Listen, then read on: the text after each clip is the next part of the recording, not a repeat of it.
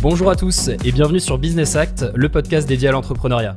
Si tu souhaites créer ou développer ton entreprise ou tout simplement t'inspirer de l'histoire d'entrepreneurs, tu es au bon endroit. Aujourd'hui, j'ai le plaisir de recevoir David Laroche, qui est une référence du développement personnel, conférencier, coach, chercheur dans le domaine du développement personnel justement. Il a interviewé des centaines de personnes inspirantes pour partager leur histoire et leurs clés de réussite. Il cumule plus de 60 millions de vues sur YouTube où il partage beaucoup de contenu pour aider chacun à se dépasser et trouver sa voie. Aujourd'hui, grâce à Oussama Hamar, j'ai la chance de pouvoir te recevoir pour qu'on puisse échanger sur ton parcours qui est à la fois atypique et inspirant. Donc avant tout, un grand merci de pouvoir me recevoir chez toi aujourd'hui. Bah écoute, avec plaisir. Est-ce que dans un premier temps, en quelques mots, tu peux nous parler de ton parcours et comment tu en es arrivé à t'intéresser au développement personnel ? Alors quelques mots, tu veux combien de temps? Juste que je sache, je suis bavard. 2-3 minutes. 2-3 minutes, ok. Pour faire très simple, j'étais mal dans ma peau, complexé, pas à l'aise et j'étais persuadé pendant très longtemps, comme beaucoup de gens d'ailleurs malheureusement, que la confiance, la communication, la capacité à s'exprimer, c'est quelque chose d'inné, tu l'as ou tu l'as pas. Et à tel point d'ailleurs que tu vas entendre des gens dire « Ah bah tu sais, c'est pas de sa faute, il est timide », tu vois un peu que l'étiquette c'est comme ça. Et c'est pas méchant quand on le dit, mais c'est juste accepte que tu es timide. Donc ça c'était une grosse partie de ma vie. J'ai eu plusieurs séries de baffes qui m'ont aidé à me réveiller et qui m'ont fait me dire peut-être que tu peux apprendre la danse, donc tu pourrais apprendre la communication, tu peux apprendre le piano, donc pourquoi pas la capacité à s'exprimer. Et là, je suis rentré dans une forme de boulimie, de livres, d'audio, de vidéos, de formation sur la psychologie, la performance, la capacité à s'exprimer, la capacité à rentrer en relation avec l'autre, la gestion de conflits. Ça, c'est une deuxième phase de ma vie et je suis tombé tellement amoureux en fait de la psychologie. Et dans la psychologie, c'est pas dans le sens psychologue, c'est dans le sens de me dire, à la base, je faisais des études d'ingénieur en informatique, de me dire, l'être humain, un peu comme une machine, je peux bien la régler, je peux lui mettre les bons programmes. L'être humain, ça peut être la même chose. Si j'apprends les bons programmes internes, je peux changer ma vie. Donc, je suis là littéralement devenu fasciné par ça. J'ai décidé d'arrêter mes études d'ingénieur et de mettre à partager le maximum de ressources, d'outils, de stratégies qui… En fait, ma philosophie de base, c'était je vais rencontrer les meilleurs dans différents domaines, l'entrepreneuriat, l'art, le sport de haut niveau, mais aussi la pédagogie qui m'a toujours fasciné. Je vais tout tester le plus possible sur moi et ce qui marche sur moi, je vais le partager. Et il s'avérait en fait que ça m'a dépassé dans le sens où les gens ont vraiment aimé ce côté cobaye, en fait, ce côté… Je suis pas un expert, j'ai pas 20 ans de psychothérapie dans le sens de formation pour devenir psychiatre, par exemple, mais j'apprends de gens que je considère être les meilleurs, j'utilise sur moi et je vous partage comme ça ce qui marche. Et ça a beaucoup plu aux gens. Je me suis commencé à aller de plus en plus là-dedans, de me passionner, devenir meilleur. Ça m'a amené à pouvoir accompagner des sportifs de haut niveau, accompagner des entrepreneurs dans le développement de leur activité. Et aujourd'hui, ben voilà, c'est finalement en fait, je continue de faire ça, c'est-à-dire étudier les meilleurs, non pas seulement appliquer ça dans ma vie, mais essayer de voir qu'est-ce que je peux extraire, synthétiser, rendre ça pédagogique, rendre ça mémorable, parce que c'est l'information froide, tu ne la retiens pas. Ce que je veux essayer de faire, c'est choquer l'esprit de la personne pour que 10 ans après ma formation, mon stage ou mon coaching, ça soit encore en elle, ça soit ancré et que ça l'aide dans ses décisions du quotidien. Donc voilà, aujourd'hui, la raison pour répondre à ta question de pourquoi je me suis mis dans le développement personnel, c'est ma souffrance. J'ai été amoureux de ce domaine-là et aujourd'hui, je dédie ma vie à aider les personnes ambitieuses en particulier, parce que je me suis rendu compte que c'était ceux qui me passionnaient le plus, à réaliser leurs rêves, les trucs les plus fous qu'ils ont envie de réaliser, en mixant le côté scientifique, parce que voilà, on est dans une culture, en plus je viens d'un background ingénieur, donc pour moi c'était important. Donc avec des éléments scientifiques, de l'autre côté du storytelling, parce que je me suis rendu compte que si tu n'as pas le storytelling, les émotions, tu retiens peu. C'est-à-dire que finalement, la manière dont l'être humain a toujours partagé la connaissance et le savoir depuis plusieurs milliers d'années, c'est par l'histoire. Et ça a commencé par graver, marquer des trucs, peindre des trucs au mur. Les textes religieux sont remplis de métaphores qui sont des histoires. Et en fait, on a plein, tu vois, de slogans comme ça du quotidien. Le verre à moitié vide, ce sont des métaphores qui sont visuelles. Donc, j'essaie de mélanger la science, le storytelling, la psychologie dans l'objectif d'aider les gens à être plus performants. Ok. En l'occurrence, donc du coup, pour toi, c'était vraiment un processus qui a vraiment été continu. Pour certaines personnes, ça peut être le décès d'un proche, une maladie ou autre. Toi, ça s'est vraiment fait dans le temps, finalement, c'est ça? Tu veux dire, est-ce que j'ai un Est-ce qu'il y a événement? un événement qui a vraiment changé tout dans ta vie, où tu t'es dit là, plus rien ne sera comme avant? Il y en a... En fait, c'est les deux. C'est-à-dire que c'est un processus et c'est des événements. C'est-à-dire que c'est plus un escalier, en fait. C'est-à-dire un petit événement qui me fait passer un cran et puis c'est un escalier, un autre événement. Donc, dans les événements marquants pour moi, c'est une prof de français. Je détestais le français à l'époque. Une prof de français qui nous fait faire du théâtre.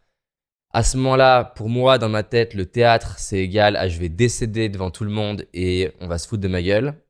À ce moment-là, en fait, tu sais, au collège, on fait des cours de chant.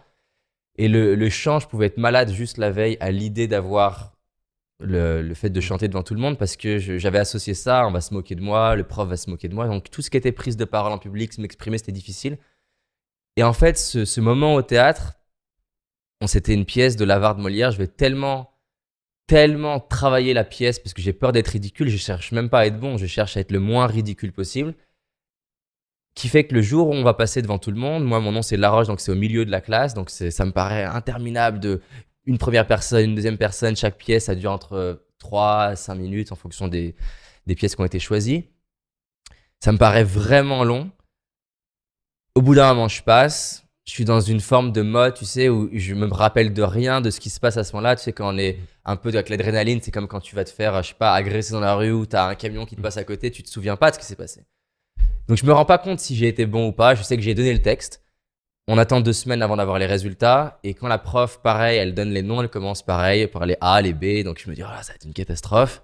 Elle arrive donc à La Roche-David. Elle se rapproche de moi. Elle me regarde dans les yeux. Elle me dit, David, il s'est passé quoi? Et je me dis, putain, fais chier. Qu'est-ce que j'ai donné en fait? Et elle me dit, 20 sur 20.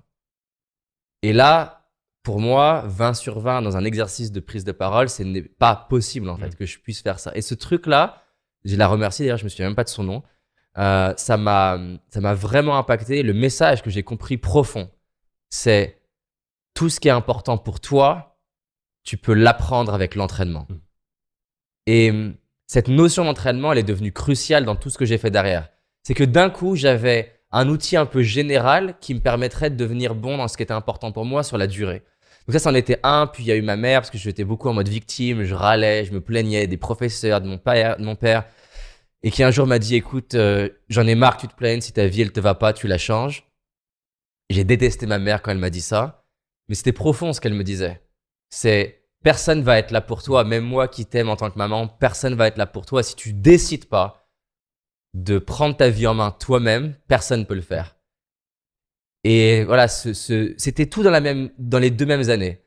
Plus la frustration de ne pas arriver à me mettre en couple, de ne pas arriver à parler avec les filles. Je suis tombé sur une vidéo de Martin Luther King, c'est la fameuse vidéo I Have a Dream qui m'avait mis vraiment les larmes aux yeux. Ces 4 trucs cumulés, ça a été le premier truc pour me dire allez, on y va. Puis après, j'en ai eu d'autres. Là, tout à l'heure, j'étais en train d'interviewer donc un international de rugby. Je l'expliquais, le rugby, ça m'a vraiment beaucoup aidé en m'y inscrivant, l'ambiance qu'il y avait. Puis après, il y en a eu plusieurs, mais ça, c'est les premiers pour me dire change ta vie. Ok. Tout à l'heure, tu parlais de psychologie. Quelle différence est-ce que tu fais entre un coach en développement personnel et un psychologue? Déjà, ils n'ont pas la même formation. Et après, c'est complexe parce que j'ai beaucoup de clients aujourd'hui qui sont des psychologues, qui sont des super psychologues dans mes valeurs et dans ma croyance et qui vont avoir une culture et une pensée qui est très proche de ce qu'est le coaching. Et après, il y a 1000 façons de faire le coaching, donc c'est très complexe. Il y a 1000 manières d'être psychologue, il y a 1000 manières d'être coaching. Là, grossièrement, ce qu'on va dire, c'est que le coaching, à la base, il vient du monde de la performance. Donc, il vient dans l'idée de j'ai un objectif précis où je veux amener la personne. Elle est au point A, je l'amène au point B. Et c'est pour ça que le coaching de base, dans la culture d'origine, on va passer beaucoup de temps à définir le point B. Qu'est-ce que tu veux vraiment atteindre? À quoi on va le mesurer? Qu'est-ce qui va faire la différence? Le coaching, il vient du sport et il vient du monde de l'entreprise. La psychologie, on est beaucoup plus intéressé à la base, mais encore une fois, ça a beaucoup évolué. Tout ça, c'est en train de se mixer. À la base, sur qu'est-ce qui s'est joué dans ta vie, dans ton enfance, dans tes traumas, dans ton histoire. Mais je préfère dire à la base, parce qu'en réalité, un bon coach va vraiment utiliser le passé. Le passé, il t'apprend beaucoup de choses sur pourquoi la personne elle est comme ça, quelles sont ses valeurs, quels sont ses rêves, pourquoi elle a ces rêves-là, comment la motiver, parce que tu peux dire je veux être footballeur, mais là tu vois, juste avant, j'étais pareil avec un international de football. À un moment donné, il n'a pas la carrière qu'il veut et il va s'avérer que une blessure, tu vois, c'est une blessure de l'enfance, de vouloir prouver qu'il a de la valeur, de pouvoir prouver qu'il est bon, va faire que quand son père va lui prononcer à 19 ans, lui dire écoute, mais j'ai l'impression d'entendre quelqu'un qui n'est pas mon fils, je reconnais pas mon fils. Quand il entend ça, tu vois, ça le foudroie et en lui, il se dit je vais prouver à mon père que je suis son fils. Ce truc-là, ben, en tant que coach, il est essentiel et pourtant il vient du passé. En fait, je dirais c'est peut-être plus l'ordre. Le coach, il va démarrer par le futur et utiliser le passé en ressource pour le futur. Là où peut-être le psychologue va plus s'intéresser à la psychologie de la personne. Après, pour avoir créé une école de coaching, tu vois, il y a 7 types de coaching et qui ont des objectifs très différents. Je vais pas te faire un cours sur le coaching, mais c'est pas les mêmes outils et les mêmes états d'esprit entre un coaching de performance. Coaching de performance, l'objectif c'est quoi? C'est pas pareil qu'un coaching d'objectif, par exemple. C'est je veux t'aider à avoir accès à tes ressources quand tu vas produire quelque chose qui est sur une durée qui est courte. Un coaching de performance, c'est quoi? Ça peut être, tu as une prise de parole en public. L'exercice, il dure pas sur 2 ans. Il va se durer sur une demi-heure, 1 heure, 2 heures. Donc ça, c'est un coaching dont l'objectif, c'est que tu aies accès à toutes tes ressources à un moment donné. Ce qui n'est pas pareil qu'un coaching d'objectif avec un entrepreneur, par exemple, où là, c'est pas le plus important que tu sois au top de ta forme à un moment donné. À la limite, c'est plus tu vois, on pourrait lisser la courbe qui est importante. Alors que le sportif, ou la prise de parole, ou la séduction, ou la négociation, là, à la limite, tu es fatigué la veille, c'est pas grave. Par contre, tu as 2 heures, ces 2 heures-là, tu dois tout donner. Donc ça, c'est un type de coaching qui n'a rien à voir avec, par exemple, un type de coaching que j'adore, un objectif qui est le coaching d'équilibre, dont l'objectif là, c'est la personne qui vient avec un événement traumatique. J'ai été battu, j'ai été violé, mon père m'a agressé, mon boss m'a humilié devant tout le monde. Et dont là, l'objectif n'est pas qu'elle soit performante, la personne, ni qu'elle atteigne quoi que ce soit, mais de l'aider. Pourquoi équilibre? C'est parce que elle voit qu'une partie de la pièce. Elle voit, par exemple, uniquement le fait que son boss l'ait critiqué devant tout le monde et elle voit uniquement la partie inconfortable qu'elle a vécue comme une humiliation. Mais elle voit pas comment son boss, par exemple, en faisant ça, lui a donné, entre guillemets, l'opportunité de prendre sa place, de prendre son pouvoir, de mieux communiquer, peut-être de se mettre en colère, peut-être de changer de job parce que son boss, entre guillemets, dans sa tête, c'est un gros con et elle veut un autre emploi. Et donc là, on va être dans aider la personne à voir de l'autre côté de la pièce, qu'elle voit pas. Donc, c'est très complexe de répondre à cette question pour moi. Parce que j'inclus beaucoup dans mon approche des outils de psychologie dans le coaching. Et aujourd'hui, malheureusement, le coaching, il veut tout et rien dire. Ouais, ça dépend vraiment de tes objectifs. En l'occurrence, j'aime beaucoup la façon dont tu le dis, le fait de dire ça dépend vraiment de ton objectif, de quel résultat est-ce que tu vas atteindre. Et en fonction de ça, c'est vrai que tu vas agir de façon différente. Il y a aussi cette idée d'analyser le passé pour mieux comprendre où tu vas, finalement. Enfin, les deux sont finalement indissociables. Donc, c'est vraiment une interconnexion entre les deux. En l'occurrence, si je reviens sur différentes étapes que tu as pu connaître, je pense par exemple à une fin d'année difficile en 2017 avec M6 qui t'a particulièrement pris pour cible. Tu as connu bien d'autres moments difficiles aussi au cours de ta vie. Comment est-ce que tu fais pour contrôler, maîtriser tes émotions? Est-ce que c'est possible déjà? Est-ce que c'est une bonne chose de le faire? Est-ce que finalement on n'a pas ce serait pas une meilleure chose justement de laisser parler ses émotions et juste de les accepter telles qu'elles sont? Comment est-ce que tu fais au quotidien lors de chocs émotionnels comme ça pour tenir le coup? Bon, moi j'adore ta question, elle est super intéressante. On vit tous clairement des moments difficiles, ça fait partie de notre parcours d'être humain, de vivre des moments qui sont plus difficiles, qui sont plus durs. J'aime beaucoup cette idée de maîtrise dans le sens des arts martiaux, de la maîtrise, et j'aime bien la distinction qu'il y a entre maîtrise et contrôle. Le maître dans les arts martiaux, il ne cherche pas à contrôler son corps, parce que dans le contrôle, il y a de la rigidité. Dans la maîtrise, il y a du contrôle et il y a du lâcher-prise. On est dans la danse entre je contrôle et je lâche et je contrôle. Donc, je cherche pas à contrôler mes émotions, parce que mes émotions, c'est l'indicateur du tableau de bord du pilote. Ils sont pas là en ennemi, ils sont là pour m'aider. Mes émotions, c'est le moyen qu'a mon corps d'exprimer des choses. Donc, vouloir contrôler les émotions, ça voudrait vouloir dire je vais sous le tableau de bord et je coupe les fils. C'est pas une bonne idée. Par contre, voir les voyants rouges et ce qu'on appelle le cognitif, je sais pas comment on dit en français, hein, cognitive tunneling, donc c'est en gros le tunnel cognitif, j'imagine, voilà, je vais y arriver, super. Le tunnel cognitif, c'est quand tu vis une situation de stress, c'est un vrai problème pour les pilotes d'avion, c'est que quand tu as la panique comme ça, tu te mets à rentrer dans un tunnel. Pourquoi cognitif? C'est qu'en fait, ton champ de vision, il est différent. Tu sais, c'est un peu comme si tu étais bourré, tu vois.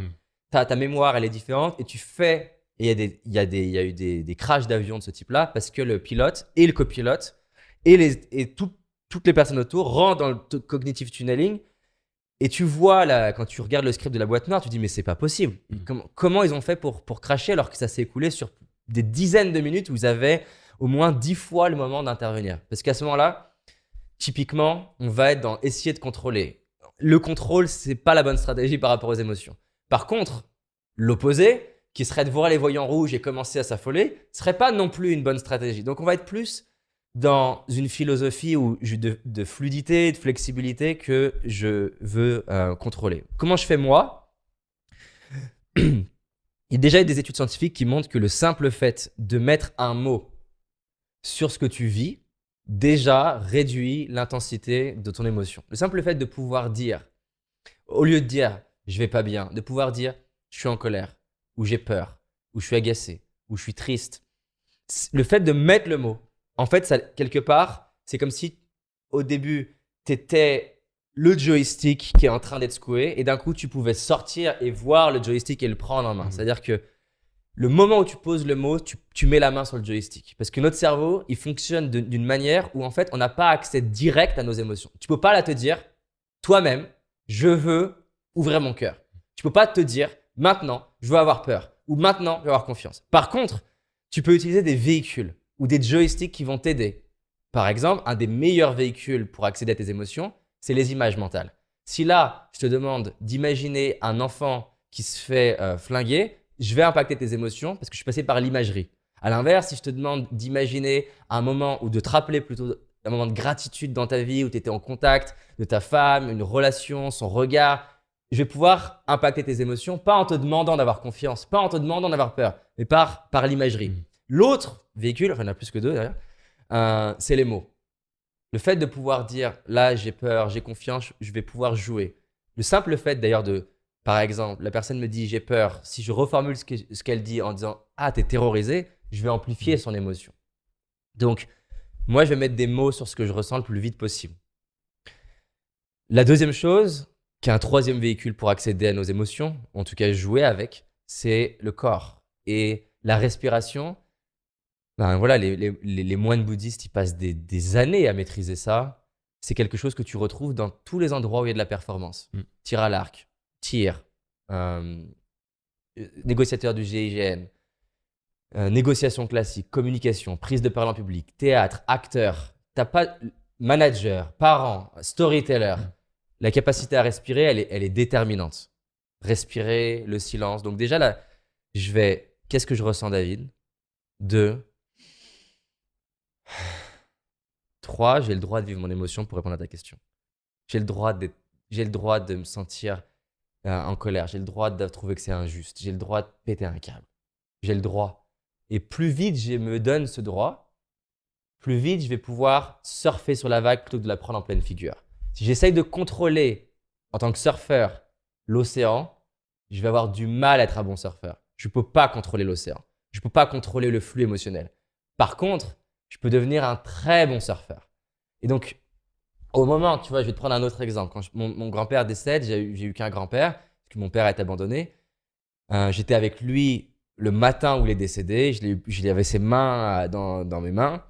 Quand j'apprends quelques heures plus tard, quand j'arrive à Londres, j'habitais à Londres, voilà, papy il est décédé. Là, sur le coup, je me sens pas bien.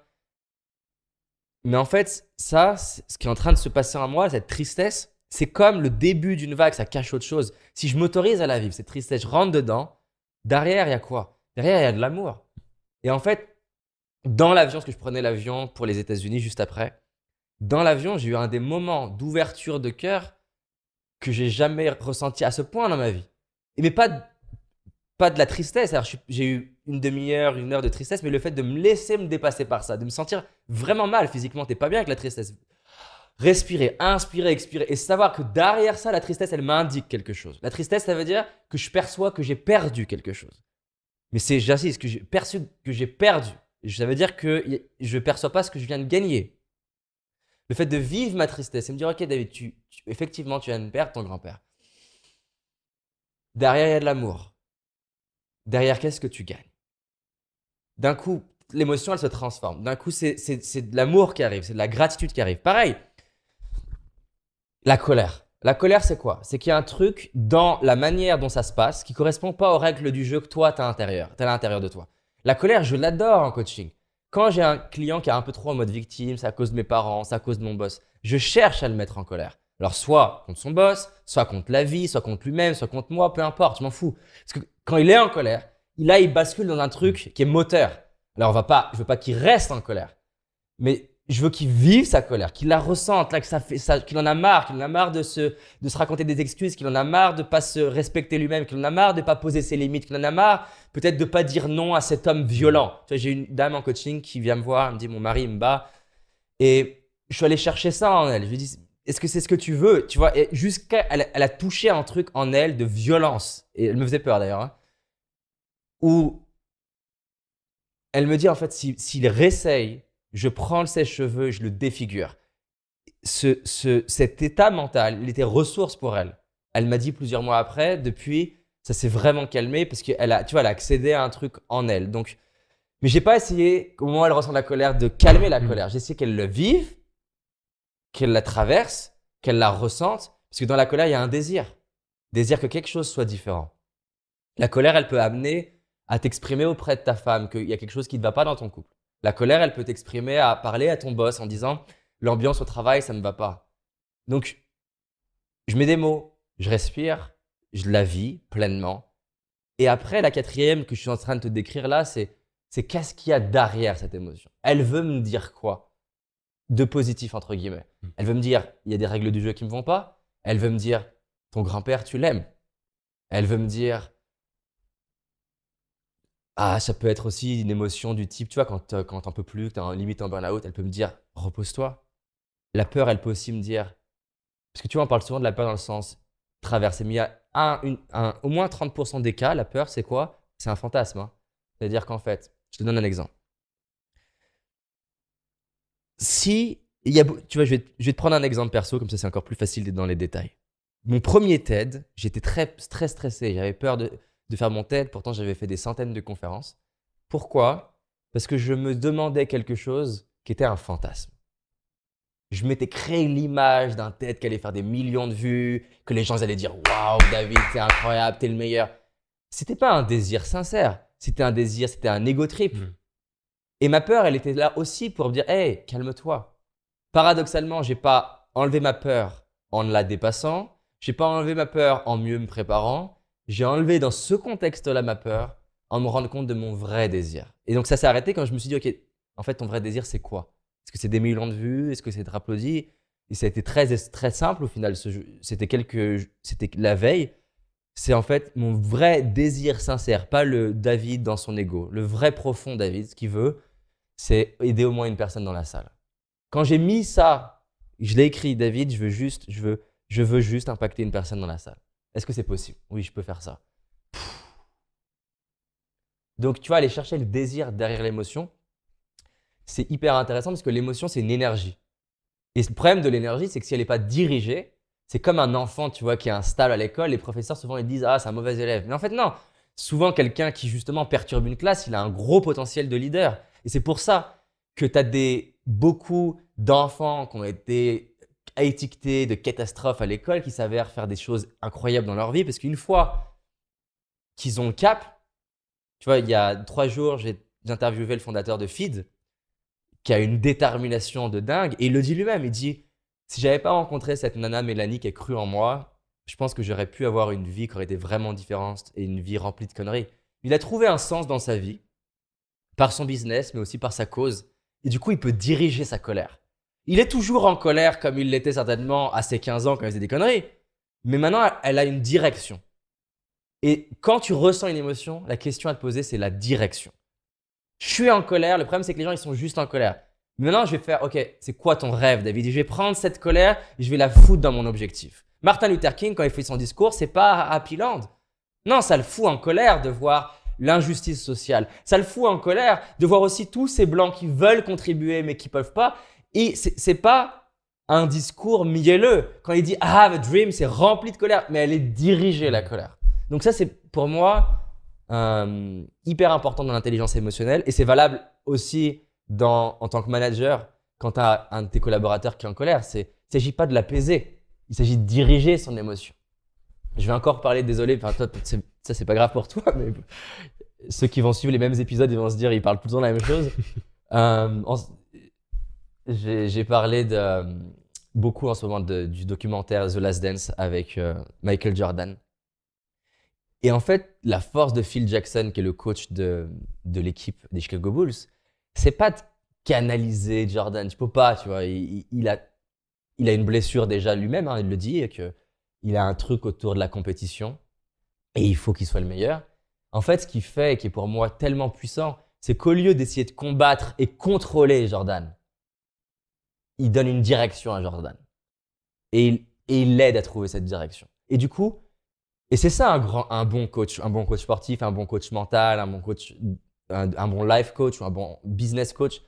C'est tu prends la personne avec ses forces, avec ses faiblesses et tu l'aides à connecter à son rêve et on va tout aligner, ses forces, ses faiblesses dans la direction de son projet, son rêve. Donc pour répondre à ta question, voilà le process que moi je suis. Maintenant, sur le coup, j'ai beau avoir des outils.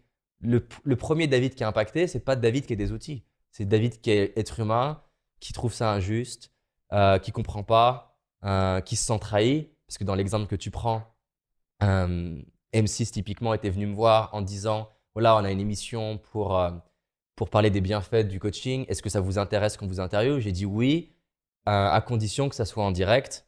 Et voilà, forcément, quand tu vois le documentaire et qu'ils font croire que en fait, je répondais pas à leur message, non, c'est pas ça en fait. Donc ça, c'est dur à vivre. Ce qui est dur à vivre, c'est de voir qu'ils vont prendre des passages avec des gens de l'équipe que je connais et dont je sais que leur intention est qui vont les chercher à plusieurs reprises pour leur faire dire ce qu'ils ont besoin d'entendre. Ce qui est plus douloureux, c'est d'avoir des clients qui m'appellent et me dire « David, je suis désolé ». Je dis « Mais pourquoi tu es désolé ?» Parce qu'en fait, je suis dans le reportage, mais la manière dont ils m'ont fait parler, ils me font dire un truc que ce n'est pas ce que je voulais dire. Je suis désolé. Ça, c'est la partie douloureuse. Maintenant, derrière la partie émotionnelle que j'ai vécue, qui n'était pas confortable, mon obsession et je pense que c'est le truc que j'admire le plus chez les personnes que j'interviewe ou que j'étudie. C'est le truc où j'ai envie le plus de progresser dans ma vie. C'est le truc où j'ai encore beaucoup à progresser à plein d'endroits. C'est la faculté de l'être humain, quand il le veut, d'utiliser ce qui lui arrive en une opportunité. Et c'est beaucoup plus pour moi que d'être positif ou voir le verre à moitié plein. Parce que dans la positivité, tu te dis, bon voilà, je vais l'accepter, c'est comme ça. Non, pour moi, ce qui me fascine, c'est la personne qui vit un événement hyper douloureux et qui, 10 ans plus tard, quand tu lui demandes, est-ce que tu l'enlèverais de ta vie, te dit, non. Et donc, c'est ça que j'ai essayé de faire, de me dire, OK, en quoi est-ce qu'en train d'arriver, pas seulement en quoi c'est un cadeau, mais plus que ça, en quoi je peux en faire un cadeau. Comment je peux construire avec ça. Comment je peux faire en sorte que dans 10 ans, on puisse me dire, tu veux l'enlever? Je dise non. Et aujourd'hui, tu me demanderais, ça fait pas 10 ans, est-ce que tu veux l'enlever? Je te dirais non. Parce qu'en fait, ils m'ont propulsé. Demain, je croise les journalistes qui ont fait ça, mais je les prends dans mes bras. Je sais pas si eux ils voudraient, mais en fait, ils m'ont permis de faire exactement comme ma mère quand elle marque des doigts dans les yeux. Alors, avec ma mère, certainement plus d'intention, d'amour derrière. Mais c'était une bénédiction, en fait, ce qui s'est passé. J'ai mis du temps à voir toute la bénédiction qu'il y avait là-dedans. Mais donc, voilà, le processus pour moi, pour mes clients, pour moi-même. Tu vois, j'ai un client qui m'appelle tout stressé, un entrepreneur, plusieurs millions d'euros de chiffre d'affaires, problème de trésor, pas bien, paniqué. Et en fait, il arrive avec un cadre de référence mental, une perception du monde, comme quoi avoir un problème de trésor, ça fait peur aux équipes, ça démotive les équipes, et du coup, tout le monde a peur, et que lui, il n'est pas bien. Est-ce que ce qu'il est en train de me dire, c'est vrai? Oui. La trésorerie fait peur aux équipes. Lui fait peur. L'entreprise est en danger. Mais il voit que ça de l'histoire. Et mon rôle, c'est qu'à la fin des 1h30, il voit ce qu'il n'a pas vu. Je dis, OK, en quoi là, maintenant, dans cette situation, tu as une opportunité que tu n'avais pas quand tu avais la trésorerie. Et au final, alors après, il va y avoir plein de variantes possibles, mais il va peut-être arriver à la conclusion de dire, putain, mais en fait, ça va les souder. Ça va les rassembler. Peut-être ça va être l'opportunité de se séparer de personnes qui ne sont pas engagées dans le projet ou qui sont un peu moins impliquées, productives, qui apportent de la valeur. Tu vois, hier, avant-hier, je lisais, que j'adore comme bouquin, No Rules Rule, qui est le bouquin sur l'histoire de Netflix. Et le fondateur de Netflix, il explique qu'à un moment donné, en 2008, je crois que c'est 2008, je ne suis pas sûr, mais grosse crise, ils sont en situation difficile. Et là, il se dit comment on va survivre. Et il prend la décision de d'enlever 40% de l'effectif, ce qui est énorme en quelques jours. Et il a hyper peur le lendemain d'arriver au travail, parce qu'il se dit, du coup, tout le monde va être démotivé. Et en fait, il se rend compte qu'en ayant gardé, et c'est ce qu'il lui appelle talent density, en augmentant la densité de talent, du coup, bah oui, ils sont secoués. Mais vu qu'il a gardé les gens qui étaient le plus dans la cause, dans le projet, les plus impliqués, les plus talentueux, en fait, il dit, plus les jours passent, plus il y a de la créativité, il y a un engagement qu'il n'y avait pas avant. Et au final, cette crise de 2008, ça a donné naissance à l'ADN de Netflix encore aujourd'hui, où ils sont obsessionnels dans augmenter la densité de talent. Donc voilà, moi j'essaie de faire ça pour moi. Tu vois, une histoire que j'adore et je les trouve légendaires dans ce qu'ils ont réussi à faire, c'est Avis. Avis, donc société de location de voitures, et qui sont en compétition avec, tu vois, c'est David contre Goliath. Goliath, c'est Hertz. C'est même pas, on n'est pas sur une compétition 40%, 60% de part de marché. Tu vois, on est sur un truc 60% Hertz, tous les autres qui prennent et peut-être Avis qui a 20%. Et leur plus gros problème, c'est qu'ils sont numéro 2 et que la plupart des gens, tu veux le meilleur. Tu veux travailler avec celui qui a le plus d'expertise, le plus d'agence, voilà, on va dire d'agence. Et en fait, ils vont pondre cette campagne marketing qui est tellement incroyable. We are number 2, that's why we try harder. On est numéro 2, c'est pour ça qu'on fait plus pour vous. Cette campagne, elle va booster leurs ventes. Et moi, ça me fascine. Comment je retourne mon plus gros problème en mon meilleur avantage. Et pour moi, la fierté quand tu arrives à faire ça, elle est plus ouf que de réussir tout court. Tu vois, quand on a eu le Covid qui est arrivé, bon, déjà, il y avait une inquiétude pour moi, pour mes équipes, parce qu'on avait des événements. Au début, on n'avait pas trop de data scientifique, donc j'avais peur sur le côté contact, en plus comment on allait interagir avec nos clients, donc c'était l'aspect plus humain. Plus la grand-mère de ma femme qui a eu le Covid. Dans sa tour, c'était que des personnes âgées. Les 3/4 sont décédés, donc ça a été intense comme moment. Au-delà de cet aspect-là, sur la partie business, 45% de mon activité quand le Covid il arrive, elle est événementielle. Donc j'ai eu peur, tu vois. Je me suis dit, mince, comment on va gérer? Qu'est-ce qui va se passer? En plus, là, c'est 45% de l'activité qui part, mais potentiellement, on va avoir la plus grosse crise économique qu'on n'a pas eue peut-être depuis la Grande Dépression. Et pour moi, un moment qui a été important, c'est le moment où on se met sur Zoom avec toute l'équipe et que je leur parle avec les tripes du fait que justement, en fait, parce que c'est difficile et parce que c'est challengeant, que ça va être encore plus beau ce qu'on va être capable de faire et qu'il ne s'agit même pas de nous en tant qu'entreprise. Il s'agit aussi de tous nos clients qui nous regardent et qui nous prennent sous certains aspects comme exemple et qu'on a l'opportunité là maintenant, plus que jamais, d'être cohérent avec notre message. C'est-à-dire qu'on peut faire des speeches et des conférences, mais là, c'est le moment maintenant de transmettre par nos actes. Tu vois, je crois que c'était Cicéron ou Aristote, un des deux qui disent…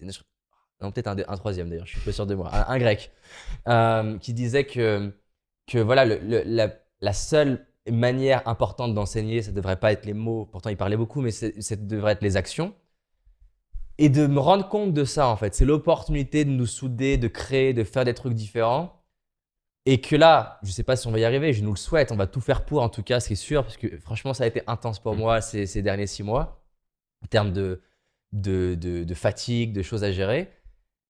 Mais il y a des chances. En tout cas, on est bien parti, peut-être pour faire la meilleure année de l'histoire de l'entreprise. Pour moi, ça a plus de saveur que si on avait fait même plus, sans Covid. Parce que, je sais pas, je suis excité par le challenge que ça représente de devoir se réinventer et qu'au moment où c'est arrivé, je me suis dit, ben, c'est bien beau de lire les histoires incroyables d'entrepreneurs, mais là, tu as l'opportunité de tester ce que tu apprends d'eux, en fait. J'avais une autre question sur la partie comment trouver sa voie. On en a parlé un peu en pointillé. Le fait de trouver sa passion, d'être aiguillé, de focaliser effectivement tous nos efforts dans la même direction pour ensuite avoir une démarche pas à pas qui permet de s'améliorer et puis voilà, de construire progressivement. On a aussi des personnes donc plus jeunes et aussi plus âgées qui nous écoutent. Quel conseil est-ce que tu donnerais à une personne qui part bientôt à la retraite? Déjà, tu sais qu'il y a des études sur la retraite comme quoi ton vieillissement s'accélère, non pas seulement lié à l'âge, mais qu'un être humain qui n'a pas de projet vieillit plus vite. Et dans les maisons de retraite, tu vois que la personne qui a des activités, qui anime les choses, qui fait des choses, elle est plus vivante. Et en fait, c'est logique en soi. Si tu ne remplis pas ta vie de choses qui te rendent vivant, comment tu pourrais vivre longtemps? Il n'y a pas de sens. Donc, et j'en ai une partie de mes clients qui basculent à la retraite, pour moi, c'est un nouveau chapitre. Et donc, la première question que je te poserais, c'est prends, comme là, tu as un carnet blanc, et dire, voilà, j'ai eu 2 chapitres dans ma vie, c'est quoi le 3e? Comment il va être incroyable? Et qu'est-ce que j'ai envie de créer? Et d'ailleurs, un bon moyen, je pense, de vivre longtemps, c'est d'avoir une vision d'une vie qui dure longtemps. C'est-à-dire de t'imaginer, c'est pas grave si c'est pas le cas, mais de t'imaginer qu'est-ce que tu aimerais continuer de créer à 90 ans, à 100 ans, pourquoi pas, avec la technologie en plus, plus on gagne des années, plus la technologie augmente notre espérance de vie. Donc, il y a un moment donné, on va arriver à un stade peut-être un jour où survivre à 1 an te redonne 1 an d'espérance de vie parce que la technologie avance de plus en plus vite. Je ne sais pas si on arrivera jusque-là et quand et si nous on le vivra. J'espère. Donc ouais, je dirais, c'est quoi le prochain chapitre? Tu as toute une expérience de vie. Comment tu peux mettre à disposition tes compétences, tes talents au service du monde? Est-ce qu'il y a des rêves que tu n'as pas pris le temps de nourrir, que tu as envie de nourrir? Et quand je parle de rêve, ça n'a pas besoin d'être grand aux yeux des autres, hein. Ça peut être, peut-être tu as envie de faire de la poterie depuis longtemps et du manuel, ben fais ça. Du voyage, aider des enfants sur telle ou telle activité. Moi, je mettrais toute l'énergie sur il va ressembler à quoi le prochain chapitre. Et surtout pas, parce que je l'entends beaucoup encore, surtout pas de te considérer vieux à 60 ans. J'ai interviewé des gens de 82 ans, par exemple, pour Brian Tracy à l'époque, que j'ai trouvé plus en vie que certaines personnes de 30, 40, 50 ans. Donc, c'est dangereux les croyances, ou dans l'autre sens, ça peut être aussi vertueux, mais c'est dangereux la croyance de se dire « Ah, je suis à la retraite, donc c'est fini, quoi. » Ouais. Non, c'est le début d'autre chose, avec une autre énergie, en fait. Ouais, une nouvelle page à écrire. Quels sont pour toi, alors au vu de ton expérience et des différents échanges que tu as pu avoir avec toutes ces personnes, quels sont les 3 plus grands conseils que tu donnerais pour réussir? Réussir dans quel sens? Réussir quelle est ta définition d'ailleurs de réussir sa vie plutôt que réussir dans la vie? Moi, ma définition de la réussite, souvent, c'est la définition de l'autre. Donc, pour moi, ce qui est la réussite de quelqu'un, c'est ce qu'il lui considère être la réussite. Pour certains, la réussite, c'est construire une cabane, se mettre au milieu d'une forêt et kiffer la vie, à faire un petit potager. C'est le kiff. Pour d'autres, le kiff, c'est de construire une multinationale et faire des milliards et avoir leur nom marqué dans des livres d'histoire. Et les gens, ils jugent, tu vois. Ils disent « Ah, ça, c'est une bonne vie, c'est une mauvaise vie », parce qu'on a chacun nos systèmes de valeurs. Moi, ce que j'aime beaucoup, c'est justement avoir des gens qui ont des rêves qui n'ont rien à voir. De la personne qui veut construire une association écologique à la personne qui veut révolutionner un truc technologique. Donc, c'est ça pour moi ma définition, c'est que la personne se crée la vie qui l'inspire, elle, au plus profond d'elle-même. Pas la vie, tu vois, c'est le discours de Steve Jobs qui est incroyable, c'est de ne pas construire la vie que les autres veulent de toi, en fait, d'écouter ce murmure-là à l'intérieur de toi. Mes 3 conseils pour se créer cette réussite dans cette définition-là. Le premier, c'est d'être obsessionnel sur qu'est-ce qui te donne de l'énergie, qu'est-ce qui t'inspire véritablement. Pas s'arrêter à la première étape très populaire de fais ce que t'aimes. Fais ce que t'aimes, c'est large. C'est concrètement, il y a 1000 manières de faire le même métier, le même projet, la même activité. Dans l'idéal, il ressemblerait à quoi? Et de chercher ça tout au long de sa vie en cherchant le moment où tu as des frissons, les larmes aux yeux, tu es pris d'énergie. Les gens ils disent j'ai un problème de motivation. Personne sur Terre a un problème de motivation. Un problème de motivation, c'est un indicateur que tu es en train d'aller vers quelque chose qui ne t'inspire pas assez. Tu vois, on parlait d'M6 tout à l'heure. Ça m'a fait douter, me dire, est-ce que vraiment tu as envie de faire ce métier? Parce que je me suis dit, là, tu as assez d'argent, je pourrais me mettre à la retraite à mon âge, faire un peu d'investissement, j'ai un réseau. Et ça allait me rechercher profondément sur qu'est-ce que je veux de cette vie, pourquoi je veux faire ça. Et donc, j'ai pas essayé de me motiver à le faire. J'ai essayé de me demander, le prochain chapitre de ma vie, il va ressembler à quoi? Et donc, je pense que c'est hyper important de se poser régulièrement dans son année et dans sa vie et de se dire, je veux que cette année, elle ressemble à quoi? Qu'est-ce que je voudrais avoir comme dans les 3 prochaines années? Parce que plus tu prends de temps à faire ça, et c'est fou parce qu'il suffit de changer un détail, un mot dans la vision qui t'inspire pour que tu passes allez, pour mettre un chiffre, 8 sur 10 d'énergie à 9 sur 10 d'énergie ou 10 sur 10 d'énergie. Dans mon cas, par exemple, le fait de m'être posé et d'avoir compris que ce que je voulais, c'est pas simplement faire du développement personnel ou du coaching. Ce que je voulais profondément dans mes tripes, c'est utiliser le storytelling. J'adore les histoires. J'adore la science. J'adore la psychologie et j'adore la performance. Et de me dire, je veux mixer les 4. C'est ça que je veux faire.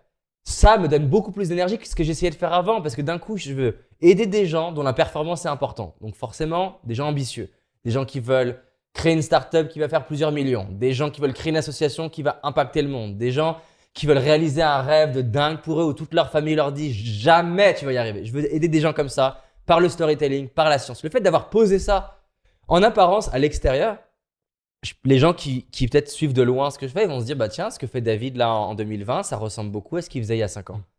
En extérieur peut-être, mais je peux t'assurer que le David qu'il y a en ce moment, en énergie, ça n'a rien à voir avec juste le David d'il y a 2 ans. Parce que tu vois, il y a 2-3 ans, je suis passé par une phase un peu plus molle, parce qu'en fait, j'avais réalisé tous mes rêves que je m'étais marqué sur un bout de papier. J'ai un papier qui date de 2012, c'est marqué le nombre de vues que je voulais faire sur Internet. C'était 20 millions. Tu as parlé de 60 millions. Je m'étais marqué le chiffre d'affaires que je voulais faire, c'était 2 millions. On a explosé ça. J'avais marqué que je voulais rencontrer 20 leaders américains. On a fait plus de 300. Donc j'étais là à vivoter et en fait, je marquais des objectifs qui étaient juste des objectifs plus gros, mais l'histoire de, tu vois, on prenait le 2 millions, moi je mettais 3, on prenait 20 millions de vues, je mettais 30. Mais c'était pas viscéral. Pourtant, c'est un métier que j'adorais toujours. Au point qu'à un moment donné, j'ai fait un exercice, ça a été de me dire, David, de quoi tu es absolument certain que tu veux dédier ta vie à faire ça? Et dans cet exercice, je me suis rendu compte que, et c'était douloureux à ce moment-là, je me suis rendu compte qu'en fait, les séminaires, c'était pas le truc dont j'étais certain. Et ma femme, elle me dit, mais comment tu peux dire ça? Tu étais tout le temps sur scène, tu adores ça, je te vois vivant sur scène. J'ai dit, ouais, mais je peux pas te dire, j'en suis absolument certain. Je peux te dire que je kiffe.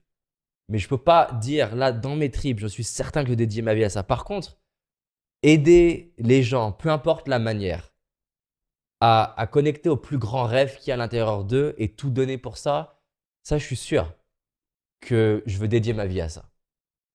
Et le fait d'avoir éliminé plein de trucs dont j'étais pas sûr et à continuer de creuser, je me suis dit, en fait, non, mais j'ai toujours été inspiré. Tu vois, je te parle de Michael Jordan, Martin Luther King, Steve Jobs, mais j'avais honte en France. J'avais honte de cette dimension en moi, ambitieuse, capitaliste, qui a faim. J'avais honte de ça et je m'enfermais dans ce cliché du coach gentil. Et en fait, sans m'en rendre compte, j'étais en train de passer à côté de la vie que je voulais moi. Et le fait de me poser, de marquer des mots, tu vois, on va bientôt sortir la nouvelle version d'un site qui est du coup paradoxgroup.com, qui définit non pas qui je suis, mais qui définit en tant que groupe et les marques qu'on a, pourquoi on est là. Qui on est, qu'est-ce qu'on fait, notre vision, notre mission. Ça, au début, je le faisais parce que c'était pour le recrutement. Mais en fait, en le faisant, et je remercie Timmy qui est juste là, on a eu des heures de conversation là-dessus, ça me change moi. C'est-à-dire que la page, quand je la lis, elle me touche moi. Le fait d'avoir posé qu'on aide les gens ambitieux à défier le statu quo et réaliser la vie qui les inspire vraiment, ça me donne de l'énergie à moi, ça me donne un cap. Le fait de m'être rendu compte que mon objectif là en ce moment, C'est pas un chiffre d'affaires. Ça, c'est un truc qui date d'il y a un mois. Et il y a d'ailleurs, il y a peut-être que Timmy qui est au courant dans la boîte. Peut-être une autre personne. Le fait de me dire, je veux que la métrique, on va voir comment on va s'y prendre, hein, mais déjà juste l'idée me donne de l'énergie. Je veux qu'on mesure le nombre de rêves qu'on aide à réaliser. J'ai en tête en moi, tu vois, des bureaux un jour avec un énorme couloir. Et dans le couloir, des cartes postales, des gens qui ont perdu du poids, des gens qui ont fait leur tour du monde. Et je veux que ça soit notre métrique. Je veux qu'on soit, mais pas seulement, c'est déjà notre métrique, mais c'est difficile à mesurer. Je veux que tous les gens qui me suivent soient au courant pour qu'eux-mêmes ils aient envie de nous en parler, pour qu'ils savent, regardez comment vous nous aidez, regardez ce qui se passe. Et à court terme, vu qu'on n'a pas, on a un couloir, mais pas assez long pour les centaines de milliers de rêves que je veux qu'il y ait sur ce mur. Je dis, mais pourquoi on ne commencerait pas par un mur virtuel? Une page web sans limite où on pose ça. Avoir posé ces trucs-là me donne une putain d'énergie. Avoir posé que notre mission, c'est de rendre le coaching et la performance aussi cool que de regarder Netflix. Que ça soit aussi stylé que de porter une paire de Jordan. Le fait d'avoir posé ça, ça dirige mon truc. Pourquoi on a changé les musiques et qu'en début de jingle, et tu vois, il y en a un qui va sortir, on va mettre du hip-hop et quoi. On s'est dit, ok, on veut que ça devienne cool, on veut que ça devienne sexy. Donc, on va renforcer la science, on va renforcer le côté cool, on va renforcer le côté storytelling. Ce truc-là, certains vont le voir, ceux qui vont étudier mon business, ils vont le voir le côté stratégique extérieur.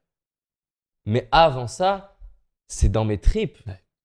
Et donc, j'ai pris du temps, mes premiers conseils, parce que les gens ils vont l'entendre, j'ai trop peur qu'ils disent « Ah oui, faire ce que j'aime ». Mais non, mais c'est soit obsessionnel là-dessus.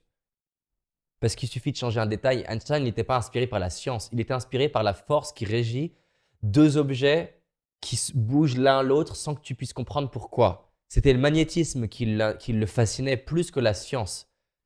Et il ne serait jamais devenu aussi bon s'il s'était intéressé à la science en général. Mais la force magnétique le fascinait. Darwin, c'était pas la science non plus, il était mauvais scientifique, il s'est jamais considéré scientifique, mais par contre comprendre comment est née la vie sur cette terre le fascinait. Donc ça c'est mon 1. Mon numéro 2, c'est de s'entraîner d'une manière qui fait que tu garantis des résultats. Là je vais pas te faire un speech, je vais l'écourter en une phrase, mais la plupart des gens réalisent pas le pouvoir de la pratique et de l'entraînement, mais la pratique et l'entraînement malheureusement ne t'assurent que de faire partie des moins mauvais. Les meilleurs sportifs, ils ne font pas que pratiquer. Ils ont ce qu'on appelle en science la pratique délibérée, qui est une manière très chirurgicale de te concentrer sur des endroits où tu as à progresser. Par exemple, on prend le podcast. Tu vois, là, juste avant de faire cette interview, j'ai eu une intention sur un endroit où je voulais progresser.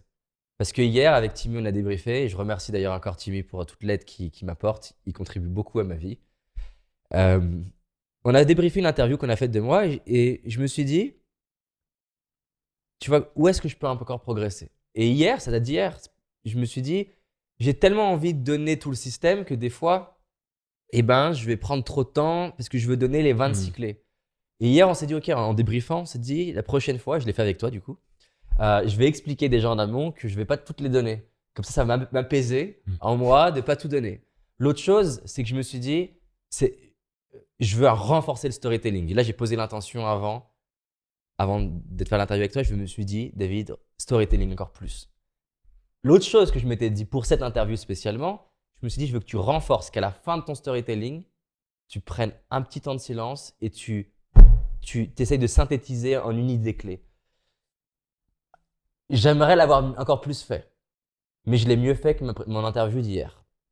Ça, c'est la pratique délibérée. La différence, c'est que j'ai été interviewé des centaines de fois. Au bout d'un moment, tu progresses plus tant que ça parce que tu as tes acquis et tes réflexes. Mais le fait d'avoir un truc très précis, je ne me suis pas dit je veux réussir mon interview. Ça, c'est large. Je me suis dit je veux raconter plus d'histoires. Je veux dire en intro que je ne vais pas donner toutes les clés pour m'apaiser moi. Et je veux terminer avec des idées plus punchline. Au moins, j'ai un cap. Après, je peux foirer. On va le débriefer. Je l'ai mieux fait déjà. Je suis content. Ça, c'est la pratique délibérée et beaucoup de gens ne réalisent pas le pouvoir de ça. Tu peux faire des centaines d'entretiens d'embauche sans progresser. Par contre, peut-être que tu regardes passer dans les yeux. Et tu peux faire les 10 prochains, t'entraîner à regarder dans les yeux. Tu peux faire les 30 prochains à mieux serrer la main. tu peux faire les 20 suivants à mieux parler de ton histoire. Tu peux faire les 20 suivants à mieux être capable de parler de tes défauts d'une manière où ça ne fait pas faux cul. Progresser, c'est trop large. Par contre, tu t'entraînes sur un truc, ça fait la différence. Le troisième, pour répondre à ta question, 3, c'est cette capacité qu'on a vue avant, comme ça j'ai pas besoin de les réexpliquer, qui est la capacité à transformer ce qui t'arrive et en faire une opportunité. Pas juste le voir comme un beau truc, en faire une opportunité. C'est Mimi Mati qui va utiliser sa taille en un instrument presque marketing. Du coup, ça devient une raison pour laquelle on va vouloir la faire travailler, parce que tout le monde n'a pas sa taille. Donc voilà, les 3. Ok. Une question que j'aime beaucoup poser aux personnes que je reçois. Quel conseil aurais-tu aimé avoir il y a 10 ans? Je ne sais pas si je l'ai entendu, mais si je l'avais entendu, il y en a plusieurs qui sont importants, profonds. Le premier, c'est fais confiance qu'en étant toi-même, même si ça dérange, ça paye sur le long terme, déjà dans ton bien-être et dans ton business. Arrête, sous-entendu, de vouloir faire en fonction de ce que les autres aiment et de ce qui est validé. Sois prêt à polariser, cherche pas à polariser. En gros, comprends, j'aurais aimé qu'on m'explique que de fait, en tant qu'être humain, je suis polarisant, comme tout être humain. Je suis polarisant parce que j'ai des valeurs qui me sont propres, des trucs auxquels je crois. Par exemple, je crois profondément que toute chose qui t'arrive, même les plus horribles, est une opportunité. C'est polarisant, certains vont me détester pour cette idée-là. Comprendre quelles sont les 3-4 idées fortes auxquelles je suis prêt à être attaqué pour ces idées-là, une fois que je les ai comprises, les assumer au monde. Et quand je suis critiqué, ne pas l'interpréter, la critique, comme un problème qui est en train de dire que je ne fais pas les bonnes choses, mais qu'au contraire, comme un signal que je suis dans la bonne direction. J'aurais aimé qu'on m'explique ça. Parce que j'essayais de mesurer la qualité de mon travail au nombre de likes ou de vues. Mais le truc, c'est que ce qui est aimé par tout le monde, c'est ce qui est banal. C'est ce qui dérange personne. Il ne s'agit pas de polariser pour polariser. Par exemple, tu vois, l'écologie n'est pas ma plus grande cause. Donc, il y a des gens qui me disent « Pourquoi tu ne parles pas plus d'écologie ?» Je dis bah, « Parce qu'il y a des gens qui sont passionnés par l'écologie. Eux, il faut qu'ils en parlent. » Moi, ce qui me passionne, c'est justement l'idée que tu peux être né dans une famille pauvre et te créer une vie de dingue. Que tout le monde puisse avoir pensé que tu es une merde et vivre une vie de dingue. Ça, c'est important pour moi. C'est important pour moi quand j'ai une femme qui a été violée et qui transforme sa vie et qui se crée une vie de dingue. Ça, je suis prêt à me battre pour ça, je suis prêt à être détesté pour ça, je suis prêt à être critiqué pour ça, je suis prêt à me retrouver sur un plateau pour ça, mais je ne suis pas prêt à me retrouver sur un plateau pour plein de choses. Et donc ça a été important pour moi. Comprends qui t'es, comprends les messages que tu serais prêt à défendre naturellement et quand tu les as, assume-les plus qu'avant. Pareil pour l'ambition. L'ambition, je ne l'assumais pas parce que ça dérange les gens, certains. Ils vont dire « Ouais, mais il est ambitieux, du coup, il veut écraser les autres. » En fait, non, mais en fait, moi, ça me parle l'ambition. Je veux une vie de dingue. J'ai eu les larmes aux yeux la première fois que j'ai entendu un de mes mentors dire, quasiment, il était limite en train de mourir. Je me promets de vivre une vie extraordinaire. Quand j'ai entendu ça, je n'arrivais pas à arrêter de pleurer. Moi, je veux vivre une vie extraordinaire selon mes propres termes et je veux aider les gens à vivre ça. Si ça ne t'inspire pas, je respecte ça, mais on n'est pas fait pour bosser ensemble, en fait. Donc ça, c'est mon numéro 1. Après, j'en ai plein d'autres, en fait. Ok. Voilà, 1. David, stop. Excellent. Bon, bah, un grand merci en tout cas, David. Est-ce que de ton côté, tu aurais un dernier mot de la fin, quelque chose qui te vient en tête sur des challenges que tu as prochainement, sur un dernier message pour ceux qui nous écoutent aujourd'hui? Ouais, moi, le truc le plus important pour moi, c'est